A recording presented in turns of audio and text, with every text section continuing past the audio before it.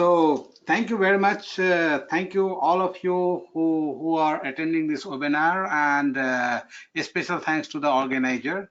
It is my pleasure to share my views on this wind market.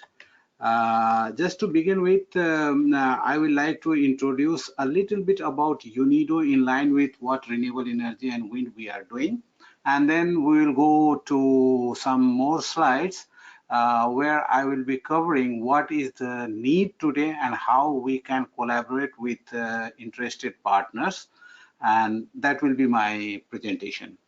So just to begin with, let me focus on what UNIDO is doing in the energy domain or renewable energy domain. Basically, among many mandates, one of the mandate in line with the climate change is work on renewable energy and renewable energy for industrial application. We are not limiting for the energy access, rather we are going for energy access will be a automated kind of thing, but our main target is how to make substantial amount of renewable energy in the area where there is no access or where there is lack of energy resources and industrial applications are not present and people are not able to add value to their resources. So our basic aim is to value add to the resources available to the people in the rural area. So in that perspective, we are working in renewable energy and we touch many subjects. And one of the subject what we are interested in is wind. And especially in wind also or other renewable energy, our scale of operation is up to a small scale, meaning that we are talking about few kilowatts to few megawatt, let it be 5 or 10 megawatt at most, but not more than that kind of capacity. And most of the time we are struggling or we are handling project or technical assistance limited under 1 megawatt. So this topic of wind energy and market research is very perfectly matching with our one of the mandate. Before, if I can yeah. very briefly suggest that you switch on your presentation mode, because at the moment your slide is quite small compared to your overall. Oh, really? Just click on that. Okay. Then we just see. Yes. Good. Is it okay now? Yes. Thank you. Super. Okay. Okay. Sorry for that. Okay. So what we are going to talk about this small scale wind energy, like other wind, like other renewables, UNIDO is basically tackling few of the elements, and we can briefly mention 6 elements, which is very important once we are working in the wind energy expansion for many countries. There are these elements like knowledge, technology, awareness, and earlier presenters already made what is the policy and how country is benefiting and how a small wind power is benefiting with the right policy. Our Pakistani colleague was also sharing what are the barriers, and especially when he was talking about a small scale. So putting together all those kind of information, we have identified these 6 elements are very important, and those fit for every technology including wind. And especially one thing what I would like to share at this point, wind and a small scale is really a big challenge. If it goes on the larger scale, there are many provisions, there are many kind of interest, economies of scale, and large generation means large market and interest, visibility, so many things. But when it comes to the small scale, who will be the beneficiaries of this small scale? Usually the remote rural population where education level is low, where enterprises presence is very rare, where the practice of business or making value addition on the existing local resources are really in a primitive stage. So in that sense, even the government, to be very honest, the government is only interested in those areas when they need the public support, for example, during the election or during some kind of a movement or something like that. Otherwise, those far-flung area where this small scale system fits very well is really not so much visible even in the country. I'm not talking about the advanced country, very literate, educationally very advanced, but in general, for example, many countries in Africa, so many countries in Asia, and few countries in Latin America also, you can see the same problem. Those places where we can think about good market of a small scale wind is really not a priority area by the government. Then the question is how to attract or how to make the government attention over there. Like the first presenter from US, Mike, he was very clear about policy, and I was reading his slides, and it was really, really very good how policy is shaping the market, how people are interested to invest in that market. Is it possible to happen similar like there in Africa or Asia? Can we make such kind of policy? Definitely we should, but it is not so simple. So how to make the policy is a challenge for us. And in that sense, there is one component which we can do as a solution, which we all together can think about. Seeing is believing. It means we have experimented somewhere in some other technology. When we demonstrate a success project, when we invite the policymaker to come and see it and also to inaugurate it, it really accelerates the procedure and process to make a certain kind of a specific strategy or a particular policy component in energy sector development. And that is one of the way I think applicable to a small scale wind energy. I'm speaking these kind of things based on some of the experiences, or rather I can say some of the failures I faced very recently. Then another thing what UNIDO is doing is, as I said, we are industrial organizations, so we always want to see the system sustainable, holistic. These are very interesting words, but how to make it? It's a very challenge. So it means we have to make sufficient reliable energy available for the business to grow. It is not possible that we are developing energy for 2 hours in the morning or in the day or in the evening and rest of the time there is no energy. Then industrial growth is really not possible. We cannot pay the salary of the worker, or we cannot pay the loan for the instruments which is meant for 24 hours 365 days in a year, and we are using just few hours in a day.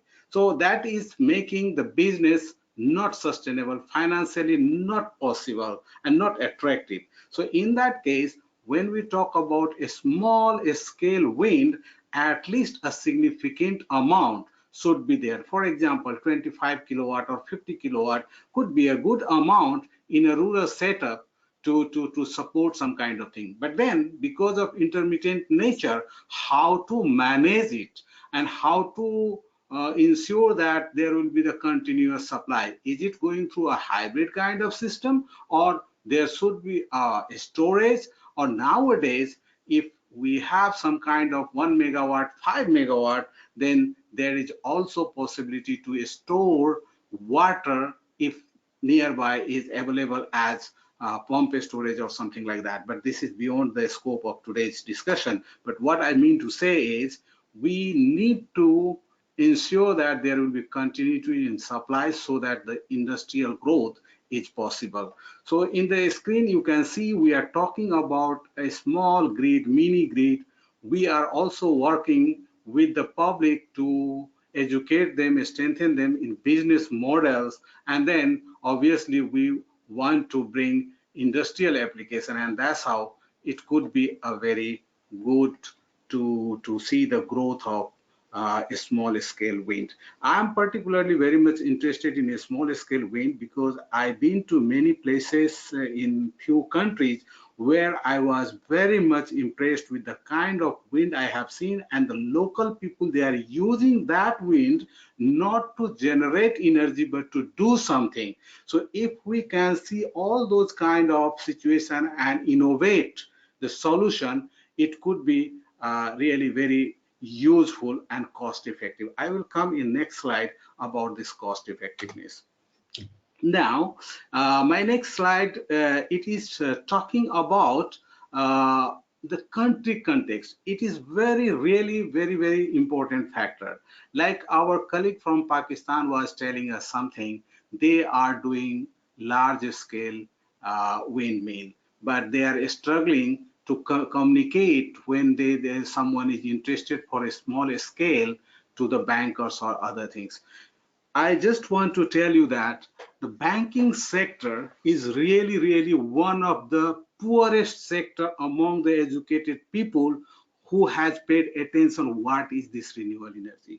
They always calculate on the Excel sheet what is our risk and how much is the benefit, but nothing more than that. And in that sense, it is our duty to really communicate very frequently, and there should be a mechanism how to at least engage them for a basic kind of information exchange, what is energy and how it accelerates the developmental activity, and not only to limit only for the dollar kind of thing, what is the percentage of risk and this and that. Otherwise they will inflate their interest, and investment on the small scale will become very costly. So that is also one of the things we have to keep in mind. Being a UN organization, our member states are generally suffering from the shortage of power. They are poor, they don't have so much money, and we have to also support them where from they can get resources and how to interact with the funding agencies like bank or multilaterals or donors or philanthropic organizations. So in this respect, if we can, all our participants can identify where to go and do some kind of very good demonstration. I always put emphasis on good demonstration. If we fail at one point, our 20 number of success will be nullified, zero. That's why demo projects should not be having any risk, and it should be properly selected, and we should pay full attention how to make demonstration project a very good success. In that sense, we have to identify where we can show them the good impact, easy to go, easy to create impact and evaluate, and people can have, can visit it, or policymaker can easily reach there. So many factors we have to keep in mind when we are talking about demo, and it applies for the small wind also.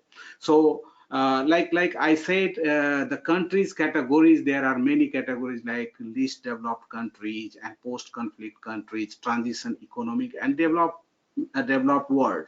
So in that sense, how to start, what to start related with this small wind, whether we are going to educate them or should we go immediately into the business, those are the things we have to decide very carefully. And in the next slide, I just want to tell you something about, it's one of the example we have done in Maldives. On the left you can see this small scale wind, and when we did it, we did also in India in Lakshadweep, and we learned a lot of lesson. It is not simply saying that okay, this company is making 5 kilowatt or 10 kilowatt of system and we can install there. When we want to implement these projects, what will be the utility, what is the regularity of the power generation, who is going to use it, how to going to manage smoothly, and also infrastructure. Is it really cost effective to develop this kind of infrastructure? Is the soil and the other structures are in a good shape, whatever we imagine from outside? So these are some of the lessons we have to share and we have to learn. And time is limited, so I'm not going in detail, but what I want to tell you, on the right side, if you see, there are different factors, and it is applicable for the a little bit larger one. The left side is the example of UNIDO did 5 kilowatt or 10 kilowatt kind of system in a few places, and on the right side this colorful presentation is for the cost detail. So the meaning why I'm sharing this slide is following. If we see the system, there are many elements, and some of the elements we can think about how to minimize the investment, and some of the elements, if it is costly or we need reliable import or something like that, how we can see the business for long term, how we can collaborate, and how we can enhance the reliability and also some kind of reduction in the cost. These are some of the challenge applicable to the small scale windmill. It will be very clear in the next slide. Like I said, there are certain countries already moved forward. There are certain countries, there is not, there is no awareness about this kind of energy options, and there could be some countries well developed. So this slide is basically to show that whenever we talk about a small scale wind in a country, we have to analyze what is the status of that country. Is that country is very much well established in education? Do they have their own population or research institution or the academic institution who can understand, propagate, and disseminate the information? A student can do the research or something like that. If that is the case, then the capacity building kind of activity partly is already existing in the country, and only we have to do a small contribution. Then we can definitely enter into the second stage of demonstration. So basically, when there is R&D kind of thing, then it is the obligation of the government. They have to think. Nobody will come and invest in it unless there is some educational kind of provision. But in demonstration, there could be some kind of partner along with the government. They can work together, and where the policy matter accelerate. If we somehow go to the first stage of R&D and we preach a lot for policy, it is never going to happen. Even if it is going to happen, that will continue to change one after another time. So right person, right country status, and right intervention is very important, especially for this small wind. What I would say, like in Pakistan, they are well educated, they have the education system, they have a lot of good demonstration on the large scale, and if we want to go to the small scale, then we have to go and manage the cost-effective solution with good demonstration, and then in the third stage there will be some government, some donors, some other people coming, and they go on scaling up. And lastly, if it is the commercialized sector, there will be interest for the private sector. Then after, you just pull your hand and let it to go on the private sector participation, large scale mass dissemination of the technology. So that's how we have to go in all these process for the small wind power. What we have to keep in mind that we have to decrease the import from outside, whether it is a human resource, whether it is a material, whether it is a fund. How to generate the own fund, how to create some kind of financial contribution maximized from inside the country, how to engage the local resource people, local material resources, and how to strengthen their knowledge, and how to decrease the dependency should be our prime goal. And it's a time bound kind of approach. It is not possible to happen in one day or 1 year. So we have to go in programmatic approach, but we should keep in mind that the leadership should be originated or developed within the country for the long-term solution. If we can make like that, then this small wind solution has a very big potential. Globally, it has really very big potential. The first presenter was very correct, saying that in US, the distributed wind potential through the small scale generation has more potential than the larger one. And I was reading the global map and something like that. Yes, onshore, offshore kind of analysis and the map. I had the same feeling. So it's a huge market, but unfortunately for poor country where it fits very well, the cost challenge is very big. Policy is not happening there, and the banking sector and funding sector professionals are really with a very narrow vision about this subject. So these are some of the challenges we have to work together. And from UNIDO, I just want to tell you that we have made a very good kind of consortium on a small scale hydropower. Similarly, we have something on solar, but we don't have wind. So if we can work together and take an initiative from the UN side, we can participate. From your side, you can approach some of the manufacturer or some of the agencies or some volunteer organization, and you can take some kind of lead role, and we can club together to make this a small scale wind farms or wind power generation applicable for many poor countries, and that will be a good initiative. Thank you. This is from my side, and I will be happy to answer any further question.